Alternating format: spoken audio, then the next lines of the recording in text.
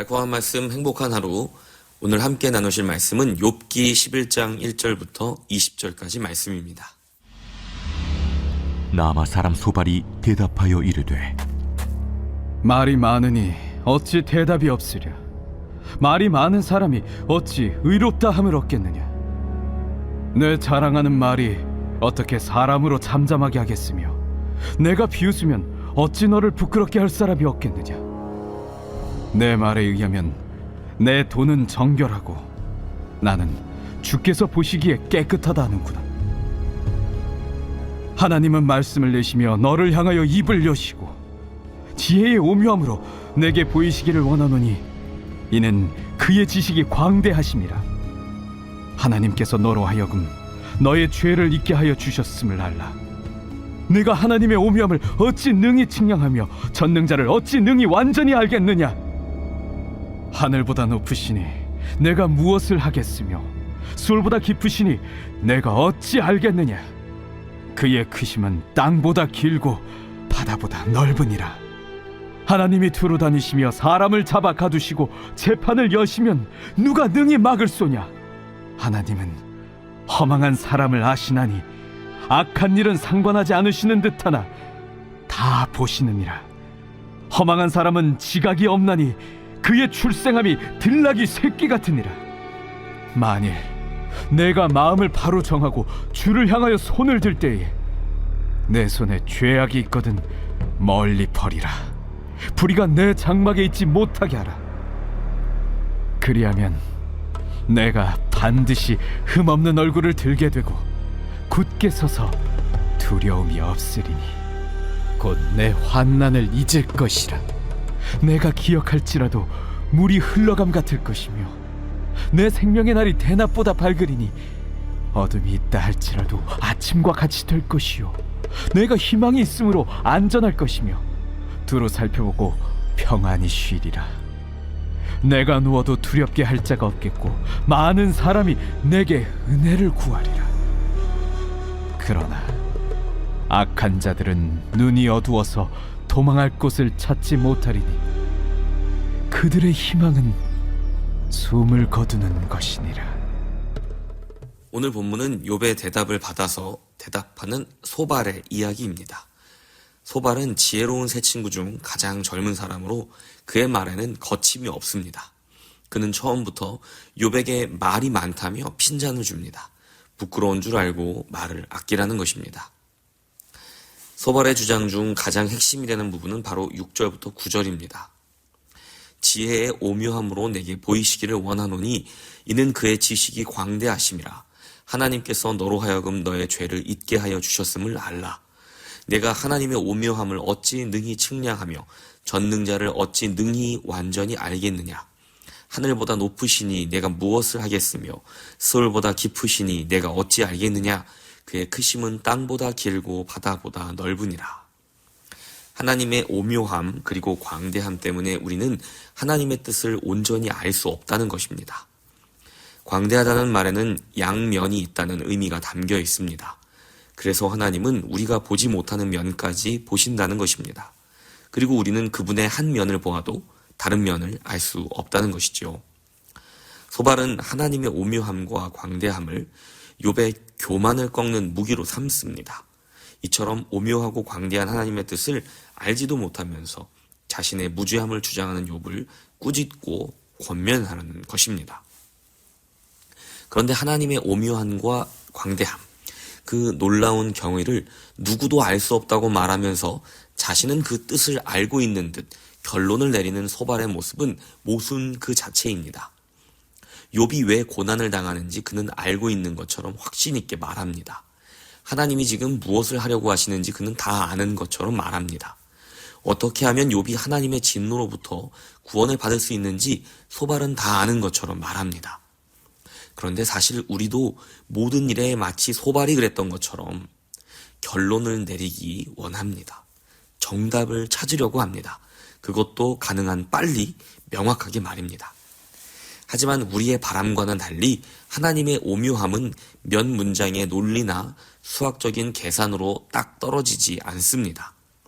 우리는 이렇게 하면 이렇게 저렇게 해주신다 하고 결론을 내고 싶고, 하나님은 우리가 이렇게 할 때 이렇게 하신다 하고 간결하게 이해하고 싶지만, 우리는 우리에게 계시해 주신 하나님의 모습을 순간순간 잠시 동안만 알 뿐입니다.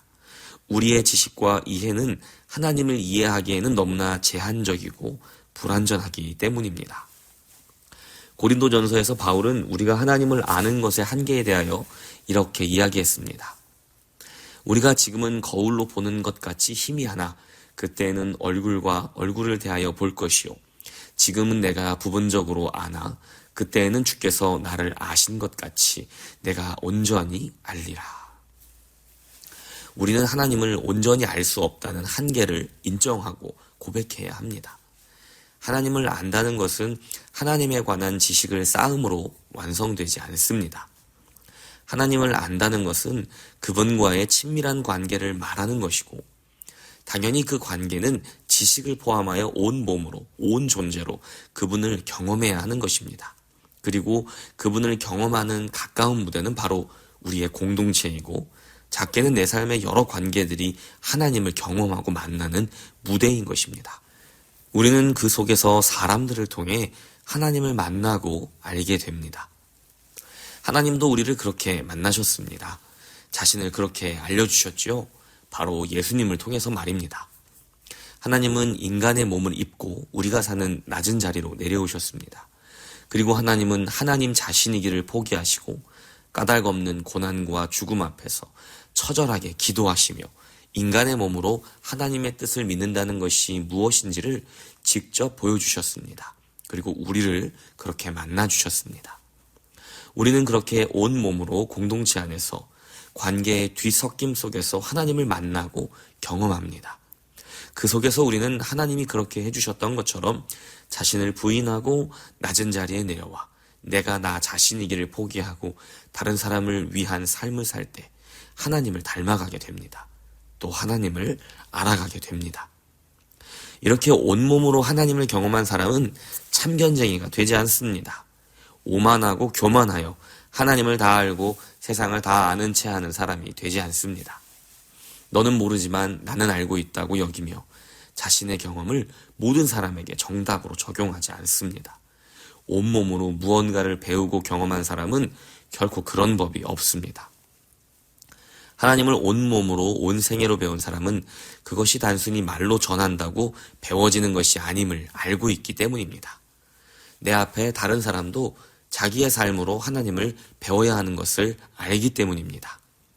순종하고 때로는 불순종도 하고 까닭없는 고난을 당하고 또 까닭없는 은혜를 받으면서 하나님을 만나고 경험하고 배워야만 그분을 안다고 말할 수 있음을 알기 때문입니다.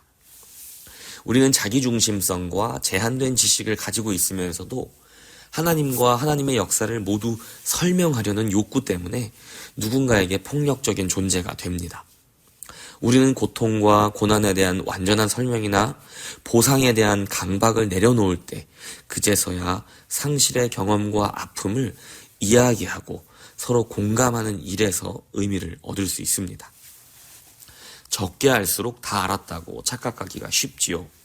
우리는 사람과도 그렇고 하나님과의 관계에서도 그렇고 관계가 깊어질수록 모르는 것이 더 많아지고 알고 싶은 것 또한 더 많아지는 것을 경험으로 알게 됩니다. 하나님에 대하여 모르는 것은 모른다고 인정해야 합니다.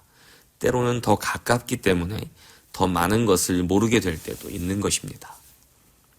우리의 삶에 의문이 들 때 까닭없는 고난을 당하며 이 땅에서 인간으로 살아간다는 것이 무엇인지 온 몸으로 보여주신 예수님을 기억할 수 있습니다. 그분은 온 생애를 통해 인간이 하나님을 어떻게 알아가고 그분의 마음과 하나가 되는지 보여주셨습니다. 그분의 마지막 간절한 기도는 까닭없는 고난 앞에서 우리가 무엇을 할 수 있는지 너무나 처절하게 보여줍니다. 나의 원대로 마옵시옵고 아버지의 원대로 하옵소서라는 그분의 기도를 기억하십시오.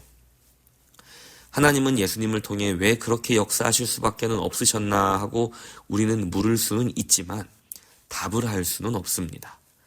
예수님처럼 그저 하나님의 역사를 온 몸으로 살아내고 경험하고 그 속에서 나에게 주시는 답을 찾아가는 것 뿐입니다. 그건 내가 온몸으로 인생을 살아낼 때, 이 세상이라는 무대 위에서 처절하게 몸부림칠 때에만 알게 됩니다. 그리고 그 대답이 너에게도 또 다른 누군가에게도 대답이 될 수는 없다는 것을 겸손히 인정하게 됩니다. 누구나 예수 안에서 하나님을 알아갈 수 있고 그분과 더 가까워질 수 있습니다. 그리고 우리는 매일 조금씩 그분과 하나가 되는 신비를 경험합니다. 그렇게 우리는 인생의 의미를 하나하나 그리고 천천히 발견해 나가는 것이지요. 그리고 결국은 우리 고난의 의미도 알게 될 것입니다. 하지만 그것은 우리의 바람처럼 간단하게 그리고 단기간에 드러나진 않을 것입니다. 오랜 시간 앓고 아프고 처절하게 몸부림치며 온몸으로 경험할 때야 비로소 조금씩 드러나고 우리는 알게 됩니다. 그래서 그렇게 온몸으로 또 온 생애로 하나님을 천천히 알게 된 사람, 하나님과 조금씩 하나가 되어가는 사람은 결코 다른 사람의 고난에 대하여 쉽게 답을 주려 하거나 판단하지 못하는 것입니다.